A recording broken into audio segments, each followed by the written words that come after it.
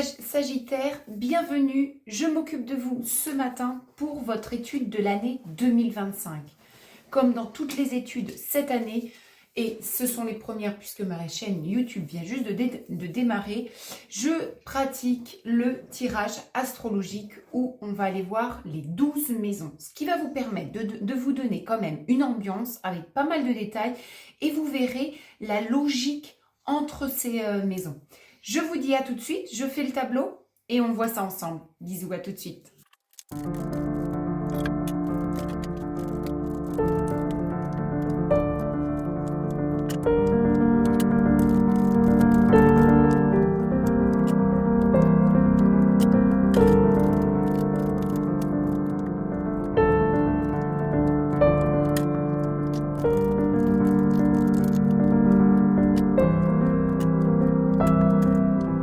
C'est parti, mes chers Sagittaires. Allons ensemble découvrir un petit peu votre année 2025. On va commencer par la maison 1. La maison 1, j'ai pris un arcade majeur qui est le pape. Donc ça va vous décrire un petit peu vous, un petit peu votre tempérament, mais aussi vos qualités. Allons voir un petit peu. Le pape, qu'est-ce que me dit le pape? J'ai quand même de l'enseignement. Cher Sagittaire, il y a des choses à transmettre cette année. Vous détenez un savoir et une certaine culture, instruction, intelligence qu'il faut transmettre. Mais transmettre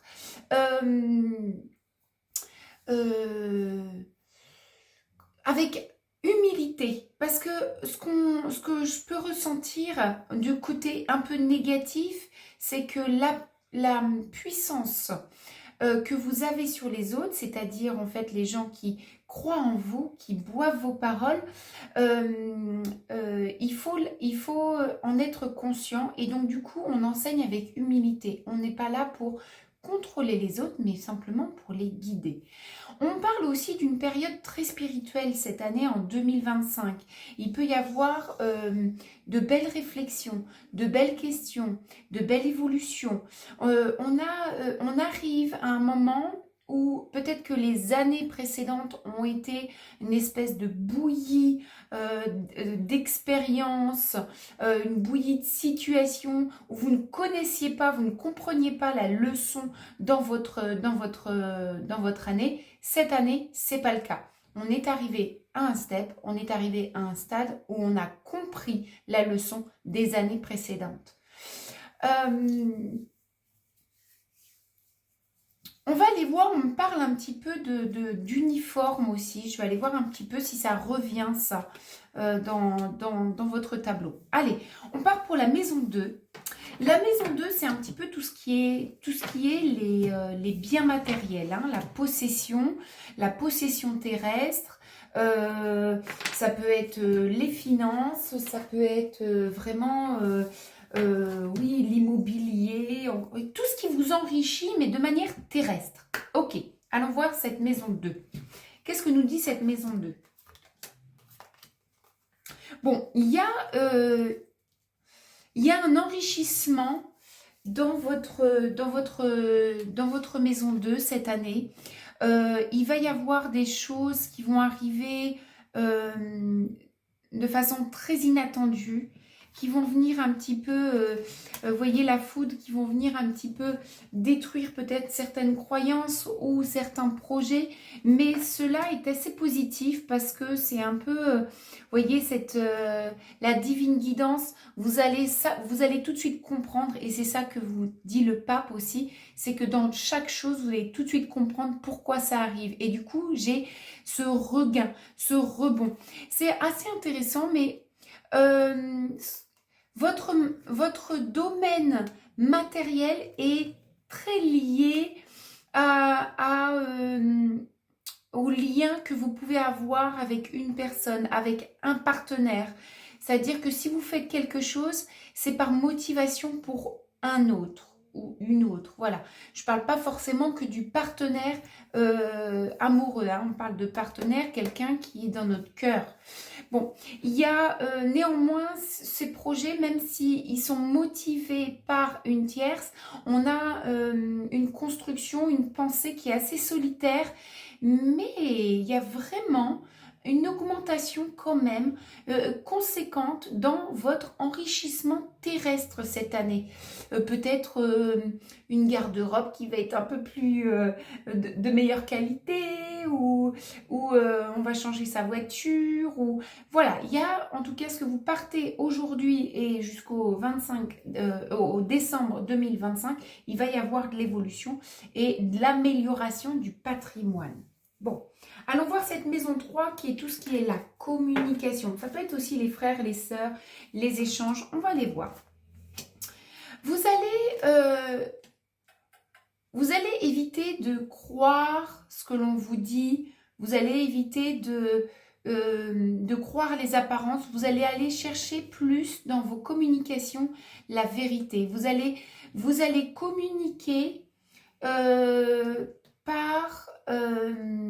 par l'envie d'être sincère. Il y a quand même quelque chose d'assez sincère. Mais ce que je vois, c'est que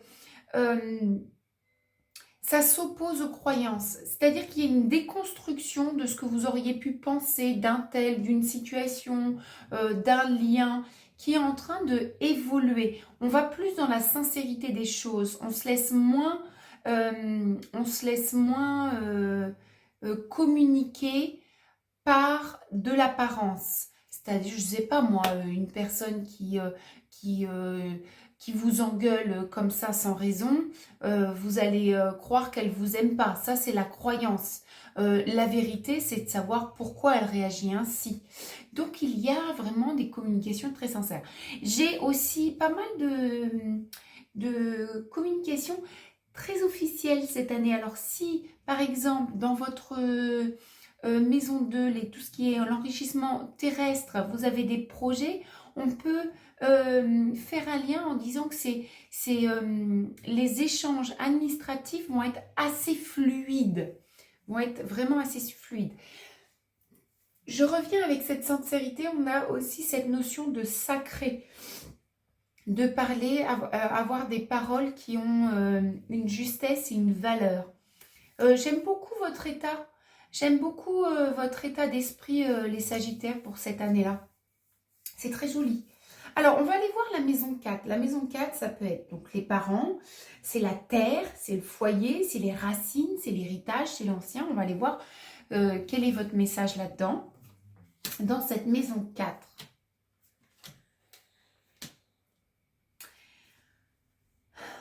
Bon, il y a une recherche de perfection dans votre foyer. Il y a une recherche... Alors, il y a beaucoup plus d'écoute, je trouve, quand je dis écoute, c'est-à-dire suivre les conseils qui vous sont donnés par les anciens. Peut-être que votre grand-mère vous disait quelque chose quand vous étiez petit et ça vous revient en tête et c'est quelque chose que vous allez comprendre. Blessing Day, c'est quelque chose qui va vous servir aussi. On a une meilleure écoute et en fait, vous allez vous connecter aussi aux enseignements de vos ancêtres, aux enseignements de vos parents, parce que il y a une recherche de perfection dans votre foyer qui n'est pas actuelle et il risque d'y avoir des chamboulements. Des chamboulements peut-être dans votre maison, dans le lieu, des travaux, d'un seul coup vous dites il faut qu'on change tout chérie, ou je vois pas de déménagement, mais au sein de votre foyer, il y a des choses qui vont beaucoup bouger. Ça peut être apporté avec un sentiment de tristesse aussi. C'est pour ça que vous allez vraiment tout de suite vous reconnecter à ces enseignements des ancêtres. Il y a une donnée très spirituelle et profonde dans votre année parce que tout ce que vous avez appris, compris, va vous servir à traverser cette année. Je vais le noter parce que ça, ça vibre assez ce que je suis en train de vous dire. Je trouve que c'est les enseignements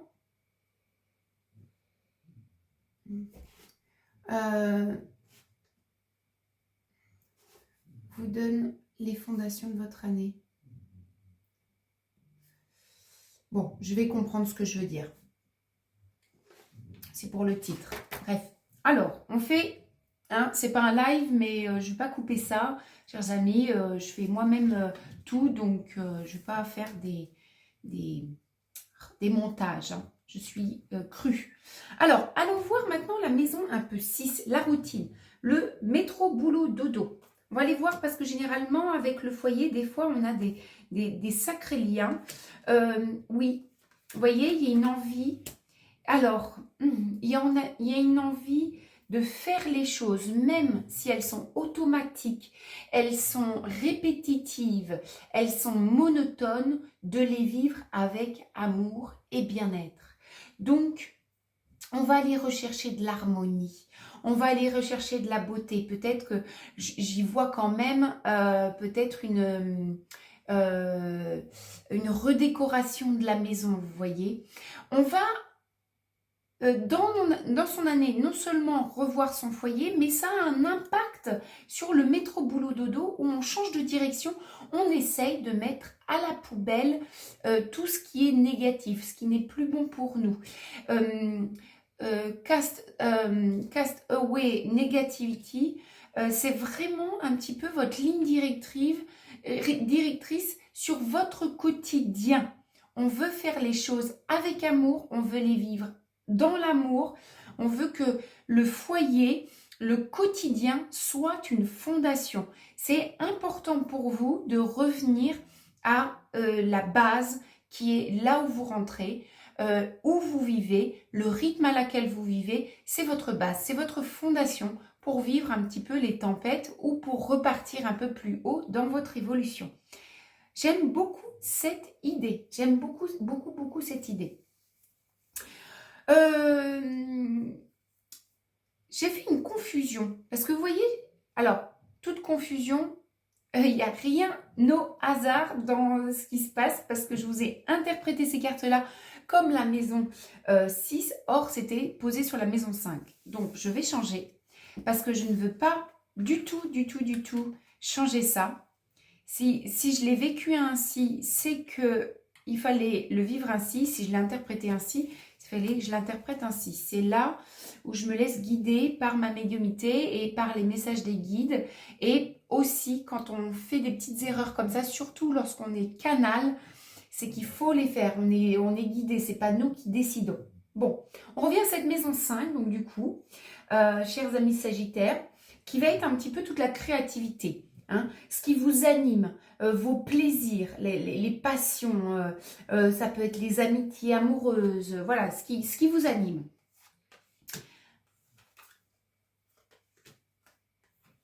Pouh. Je comprends pourquoi on me dit que vous voulez revenir à votre base, parce qu'effectivement, il y a comme un étouffement de plaisir dans votre vie. On voit qu'on a envie d'avancer, qu'on a envie de couper des choses, mais qu'on porte un sacré fardeau. C'est-à-dire que pour trouver du plaisir, faut bouger des montagnes. Il y a quand même cette année un cheminement assez lourd dans ce qui vous anime et je vous conseillerais tout de suite de dégager du temps pour vous nourrir vraiment et de savoir est-ce que c'est la créativité, est-ce que c'est la musique, est-ce que c'est les sorties, est-ce que c'est rencontrer des gens, est-ce que c'est donner sa vie pour une cause, posez-vous des questions tout de suite sur qu'est-ce qui vous nourrit vous, parce que là il y a comme une façon de subir les choses et que là il y a un ordre qui vous est donné, il faut couper à la racine pour pouvoir repartir, mais c'est pour ça que vous allez vous intéresser à votre base de votre vie pour justement pouvoir ne pas tout foutre en l'air. Il va y avoir du feu dans votre vie, cher Sagittaire, cette année. Bon, étonnant. étonnant. Rappelez-vous que le pape qui vous définit dans votre maison 1 et qu'on disait vous avez des enseignements, c'est-à-dire que dans tout ce que vous allez mettre en place de profond dans votre vie, vous avez la capacité de l'expliquer et de enseigner le pourquoi du comment à toute personne qui est touchée ou qui est concernée par votre changement et votre nouvelle direction.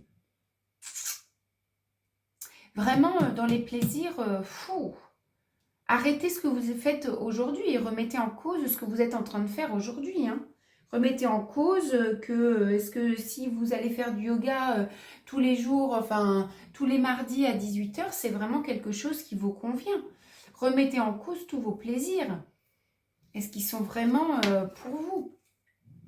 Allons voir un peu la maison 7 maintenant. La maison 7, c'est un peu l'autre, c'est l'opposé. Comment va être votre comportement avec l'autre? Alors, il y a un manque de communication. Il y a un manque de communication. Il y a vraiment beaucoup de mentalisation sur notre rapport avec l'autre. On a envie de construire, mais finalement, il n'y a pas de possibilité parce qu'il y a quand même des déceptions, des trahisons aussi. L'autre ne va pas dans le sens auquel on espère. C'est pour ça que je reviens un peu sur la maison 2 où votre côté matériel est motivé par l'autre. Sachez que c'est pas parce qu'on offre une Lamborghini à une personne que elle va revenir dans votre sens ou vous allez aller dans le sien. Rappelez-vous ça. Restez bien indépendant là-dessus.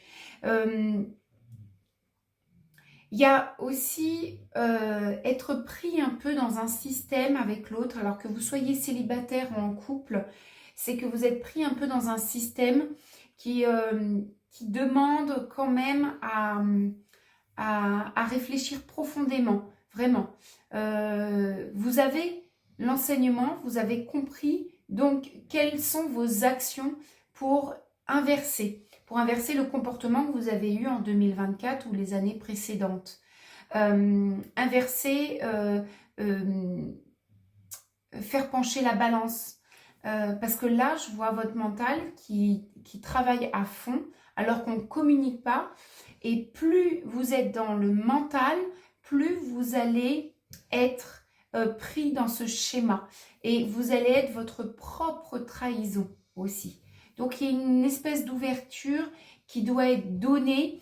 Et puis, vous voyez, le pape qui enseigne sa croyance, ses leçons, essayez d'ouvrir pour voir quelle est aussi, et écouter l'enseignement des autres, hein, pour qu'on puisse revenir dans l'équilibre du pape. Peut-être que l'écoute de l'autre, ou si vous êtes célibataire, l'écoute des autres que vous rencontrez sur votre chemin, les potentiels prétendants, qu'est-ce qu'ils vous enseignent et qu'est-ce qu'ils vous donnent? Ok, allons voir maintenant cette maison 8 qui va vous parler un petit peu de la crise. On vous demande de lâcher prise, d'être résilient, d'accepter ce qui se passe. Et ça va être votre crise, surtout dans les liens, dans votre vie sociale, que ce soit les liens très proches ou éloignés. Il y a accepter ce qui se passe. Et ça va être difficile pour vous. Ça va être difficile de dire c'est ok la transformation qu'il y a avec cette personne-là, c'est ok ce qui se passe, ce qui change, c'est ok la direction dans laquelle on prend. On n'essaye pas de retenir, de contrôler ou d'optimiser. Il y a une espèce de fluidité qu'il faut laisser faire, laisser venir à vous ce qui doit venir à vous.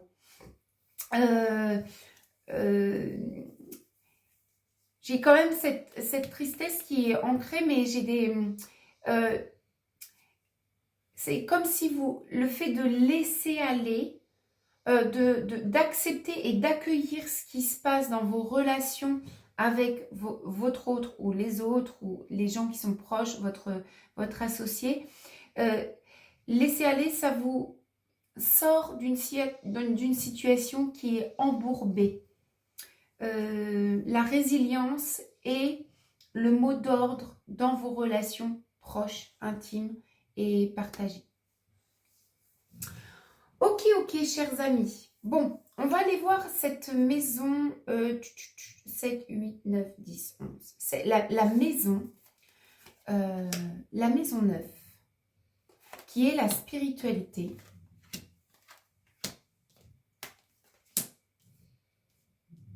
Vous avez compris dans votre chemin spirituel que les épreuves que vous avez vécues ou que vous vivez vont être source de créativité chez vous.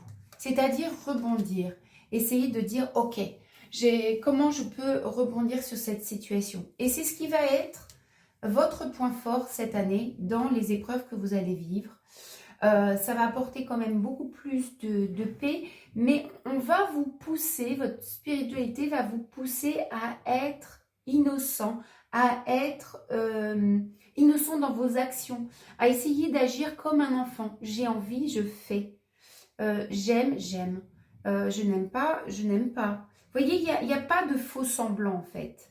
Mais dans tout ce que vous allez faire, là où vous voulez aller en profondeur, là où vous voulez donner de l'impulsion, vous allez être très créatif.